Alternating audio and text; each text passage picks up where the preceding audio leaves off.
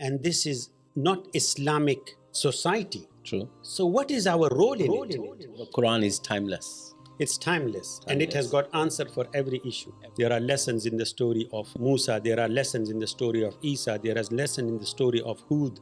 Utilizing the gift, the talent, the knowledge given to him in such a way that he was able to succeed when that prisoners remembered Yusuf alayhi salam. Allahu Akbar. That's how Allah works. Yes. Can you imagine? We are not thinking with the mind of the heart. Inna Rabbi latiful lima yasha'u. Inna Rabbi latiful lima yasha'u. Allah accomplishes His will in the most subtle manner.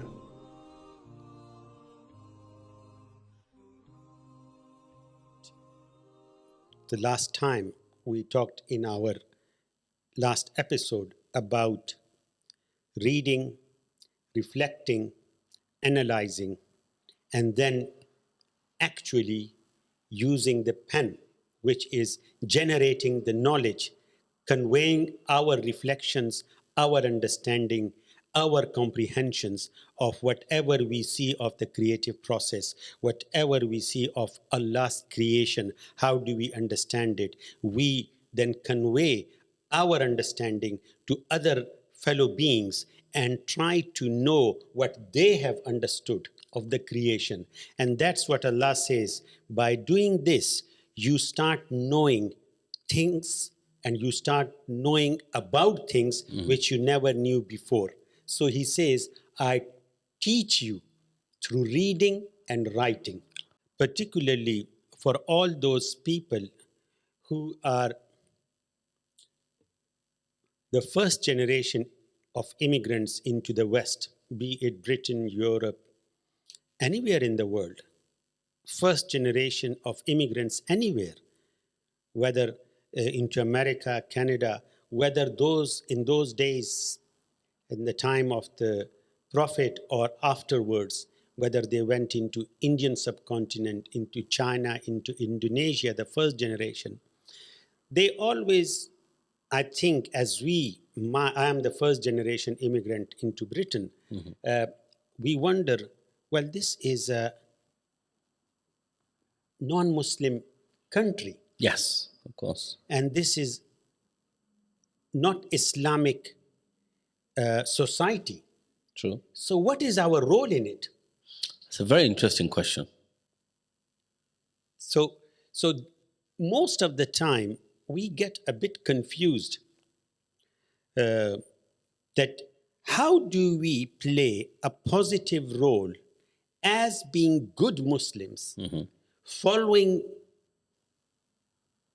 Qur'an and Sunnah, yet living in a non-Muslim society, in a non-Islamic system. How do we balance that? Is there any evidence for that from Qur'an, from the Sunnah of the Prophet or any other Prophet? So this is a question which I think must have come to your mind as well. It did, long time ago. And then I stopped thinking. See? When I was young, much younger, I did thought about that. And it went away again. But I'm glad you brought this up. And so you had this question in your mind because the answer was not easy and it needed a lot of effort. yes, So after a little bit of effort and struggle, you just gave up on it. yes, that's absolutely right. Yes. I thought about it as well. And it's amazing. So, Allah says in Quran, there is nothing left in this Quran which has not been mentioned, which is related to you. right. So everything, anything, at any time related to you or mankind and to jinn, which means the other unseen creation, Yes. everything is mentioned in this Quran. Allahu But you have to look for it. So in a way then, if I'm right saying that the Quran is timeless. It's timeless, and it has got answer for every issue. Every generations, every centuries. Yeah. So, Since it's been revealed. so I think you're going to ask me now, where is the answer to your question? Okay. Isn't it? Interesting, And yes. your question was, what is my role as a good, devout Muslim in a non-Muslim system society?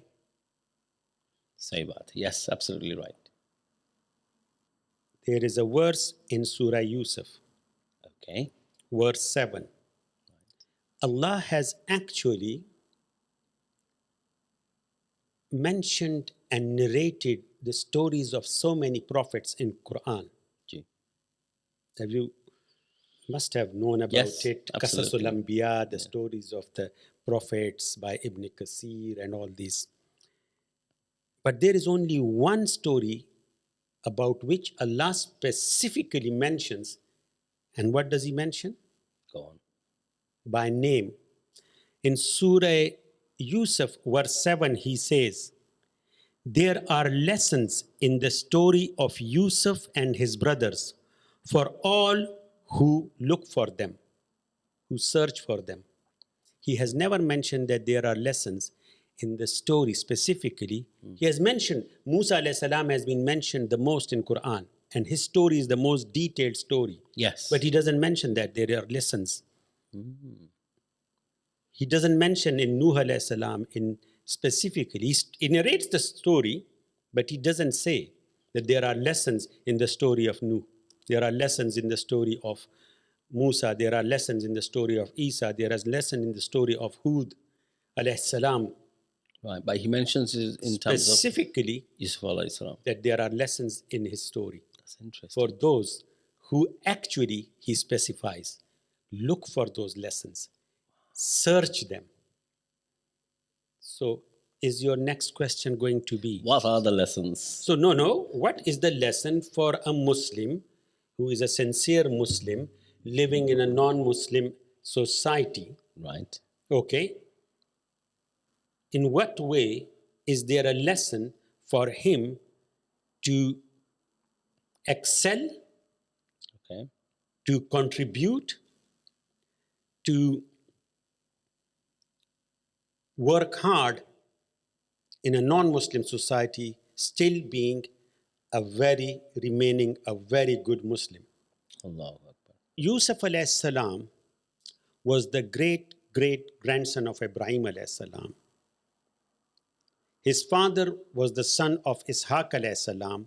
His father was Yaqub alayhi salam, and then came Yusuf alayhi salam. As you are aware that his brothers conspired and pushed him into a dry well because they were jealous of him. And in that way, Yusuf alayhi salam, who himself then became a prophet, son of a prophet, grandson of a prophet, great-grandson of a prophet, ended up in Egypt, which was a non-Muslim, un-Islamic society ruled by pharaohs. So what did he do there? Did he seclude himself in a mosque? Did he stop interacting with the society? What did he do in that society? He was given a specific talent, knowledge, skill by Allah. And he used that talent, that knowledge to the full to work his way up in that society. What was that talent or skill? It was being able to interpret the data of dreams.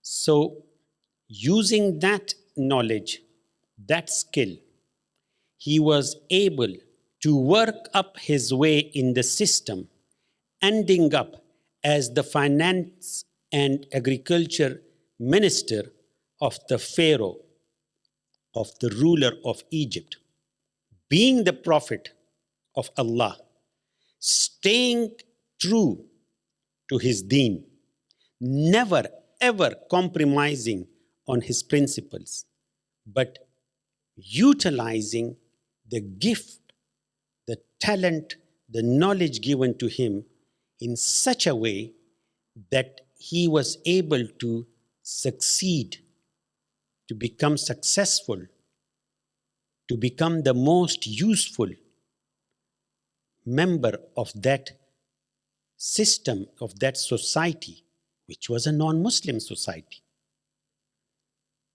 And the society was left with no option but to actually give him the utmost responsibility.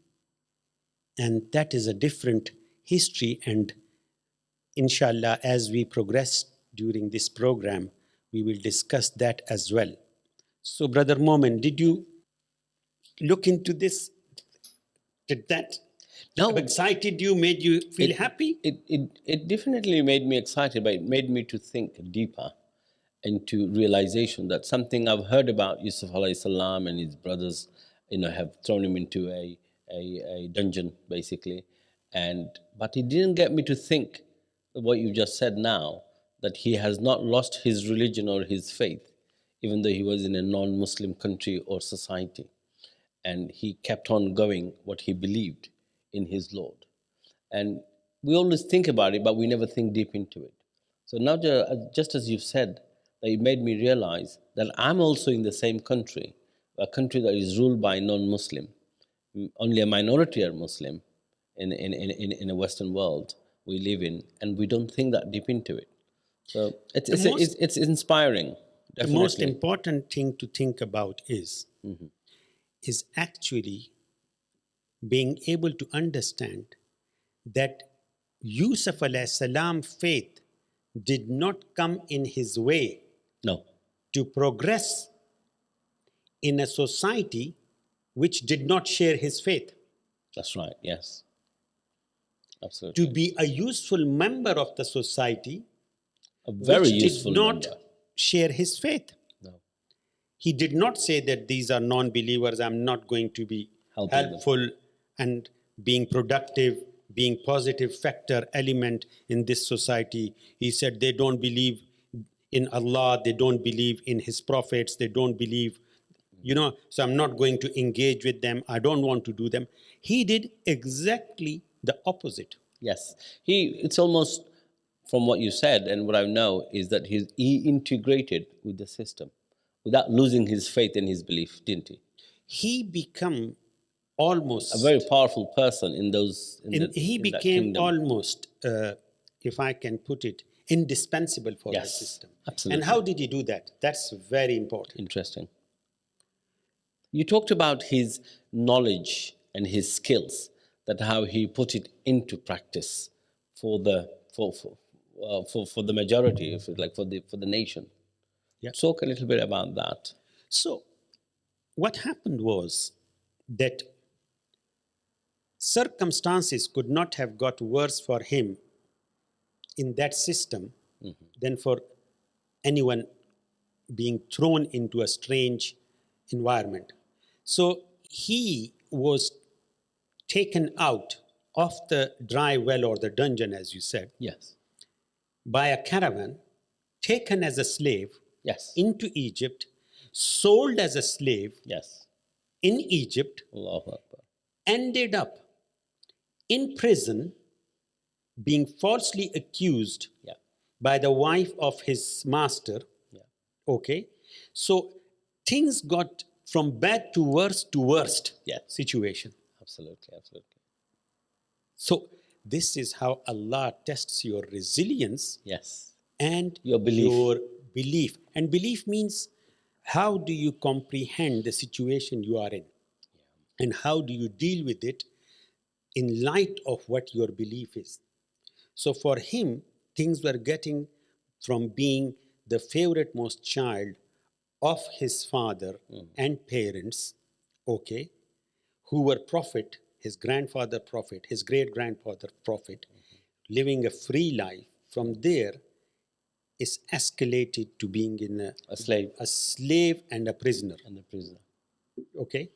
And yet Allah is watching him and he's saying, now show me, Yusuf, Yes. what are you built of? Yes, amazing. You are the son, the grandson, the great-grandson of a prophet, and I'm going to make you a prophet. Show me you deserve it or you don't. Prove it. And how do you prove it? I'm going to make things very, very tough for you, and I'll see how do you come out of it. I'll give you one skill. I'll give you one talent. Yeah. I'll give you one knowledge, Yes. a field of knowledge. Yep. You can make use of it if you are conscious of it. That's the key. True. Right. Interesting. So, So the key word here is conscious of things around you, and your belief. the key word is being conscious of what you can offer. What is your strength? Okay. Also, what are your weaknesses? So play to your strengths, try to improve on your weaknesses. True. Okay? Yeah. So his consciousness was, so he is now in a prison. Yes. Okay? And two prisoners, same night, had a dream. And they came to Yusuf because they knew Yusuf is very good. He was known as a very nice person in the prison as well. That's the key. People would come and talk to him about about their problems, about their anxieties, about their depression, all these sort of things. Because you would only go to a person who has got empathy, isn't it? Yes. So imagine that this Yusuf alayhi salam, in spite of going Worrying about himself. No, despite going and becoming so from bad to worse as far as own personal situation and circumstances were concerned, was still cheerful Yes. and helpful Yeah. and being source of solace for other people, in a worst possible situation, in a prison in Egypt in those days, 3,500 years ago, 4,000 years ago, whatever. Okay? So they came and they said, yeah, Yusuf, oh Yusuf, we had this dream, the one this and the other one this one. What do you make of that? So he says,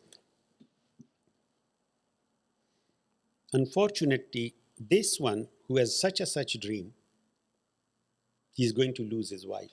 He's going to lose his life. He's going to be executed or hanged. But the other one who has had this and this dream, my knowledge and data interpretation of the dream tells me that you will end up in the court of the king, serving him wine and his companions. Right. And lo and behold, it happened. It happened. The man who Yusuf alayhi salam said was going to be hanged, he was hanged, executed, and the man who was going to be released gradually became working in the palace, serving wine to the court and the king.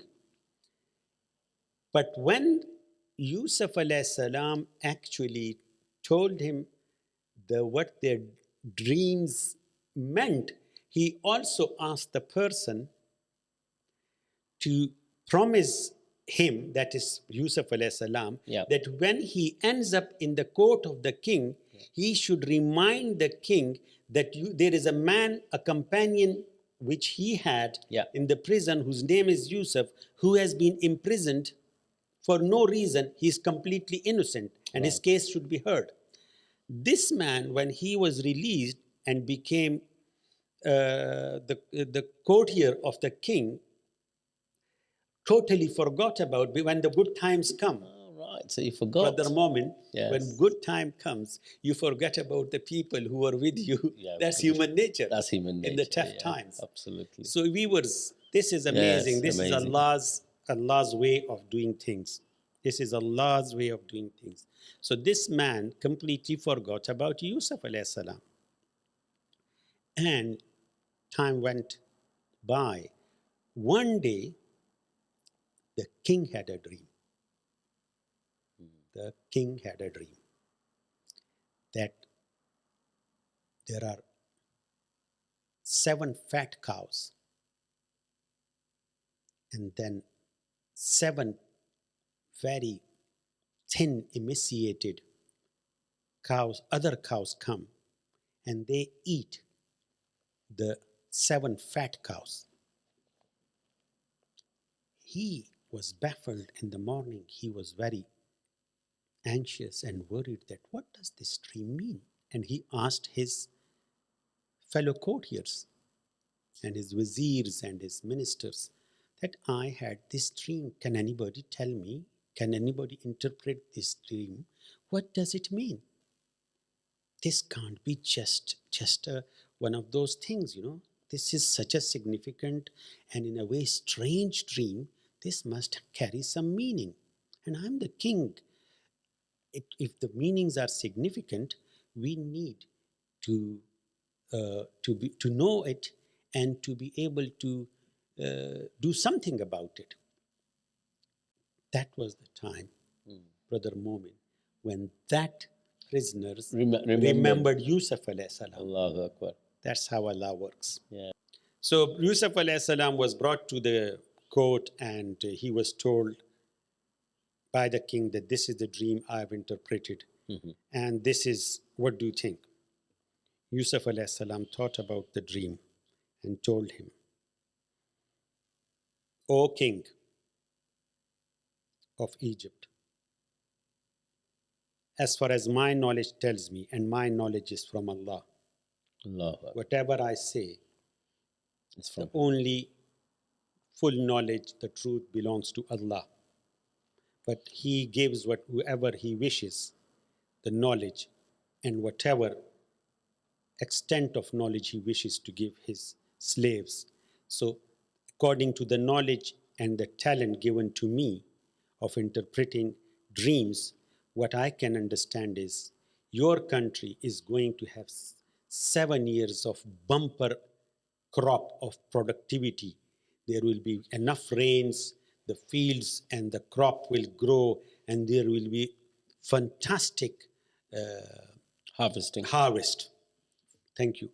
Fantastic harvest, 7 years of fantastic harvest. But unfortunately, those 7 years of brilliant yield will be followed by severe famine. And there will be no rain, nothing.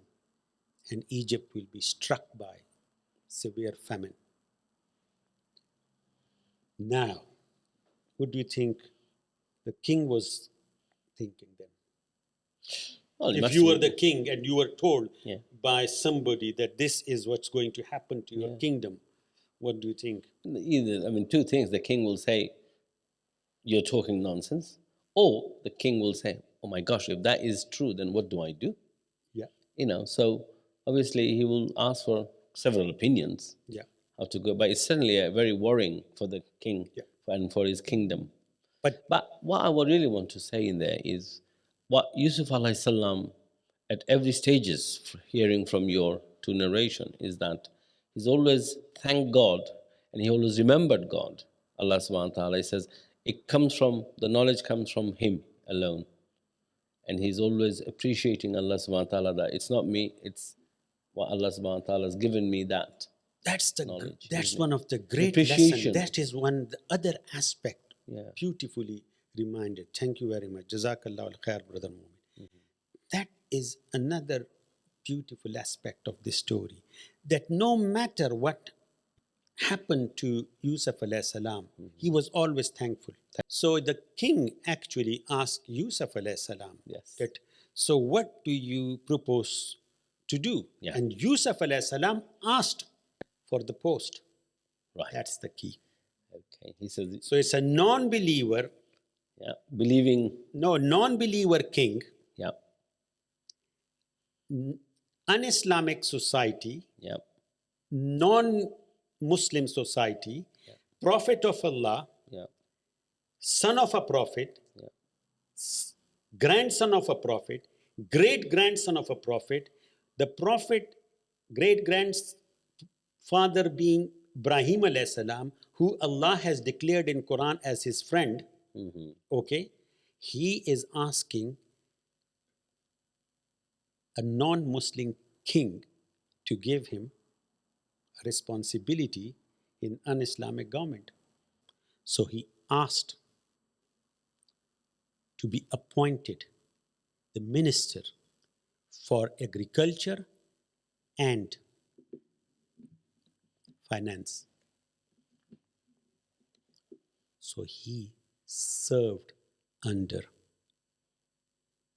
a non-Muslim king, being the prophet of Allah. Allah. That needs to sink in. The next thing which I'm going to say is probably as profound as this. Being the prophet of Allah, he didn't sit in a corner of a room or a mosque and start praying. Oh Allah, make sure that the 7 years after the good 7 years, the bad 7 years, oh Allah, do something, remove this famine, bring rainfall, let it rain, let us not suffer the famine. No. This is a very profound lesson. The prophet of Allah, the son of a prophet, the grandson of a prophet, the great-grandson of Ibrahim alayhi salam, the friend of Allah, planned for not only 14 years. He started strategic planning for 15 years. That is the key. Planning, strategic thinking, strategic planning. That is what a true believer, a true mu'min, a true Khalifa of Allah, which we are, does to prove that he deserves this title, being declared as the representative of Allah, Khalifa of Allah on earth. Yes, absolutely. I think we've come to our end of our second episode. And inshallah, we will be going into the third episode soon.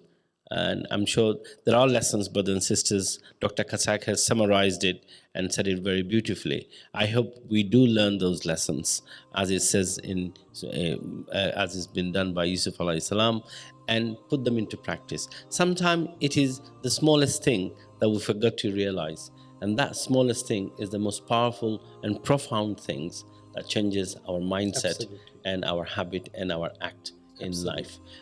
So it's amazing. So please stay tuned to the next episode, and inshallah we'll see you again soon.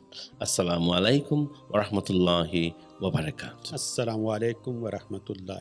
And may Allah be our guide and guide our hearts and our thoughts the way He wants it to be, and the way as near to truth as possibly in my capacity and your capacity it can be. Inshallah.